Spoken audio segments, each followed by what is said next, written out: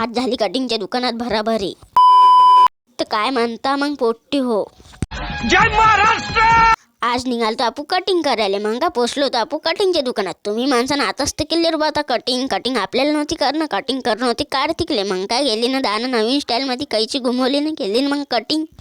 मग रद्देतनं घेतली बा कटिंग करून. मग का बा तेवढ्याच टायमात झाली त्याची भांडणं. बा राहिली कटिंग करायची आणि याची भांडणंच झाले. पण भांडणं नव्हती त्याची मजा होती चालू. कटिंग करून निघालतो घरी. मग काय घरी आल्यावर गेले आपण ना तयारी. सांगा बरं मग कसा दिसू राहिलो मी. मग का डायरेक्ट मारला आपण आलूची भाजी संग भत्ता. पण आज रविवार होतं ना मटण ना खाल्लं बा. मग का आलूची भाजी खाल्ली. मग मी आणलं आज उडवतो मग जराशी पत्ता आलतो वरती. तर मग काय ओमभावची पतंग काटेल होती बा. मग का फुल ताकद न लपटत जा मग पिन्ना मांजा. मग का कार्तिक म्हणे मॅच कापली म्हणे तिकून पतंग. मी आणलं थांब म्हणलं आता मी कापतो तुई. मग सांगा बरं आपल्याला येते का उडवता पतंग. नेली ना मग त्याच्या खालून फुल ताकद न खायचेत नेली ना रवा. सांगा बरं आपल्याला जमते खाईस ना.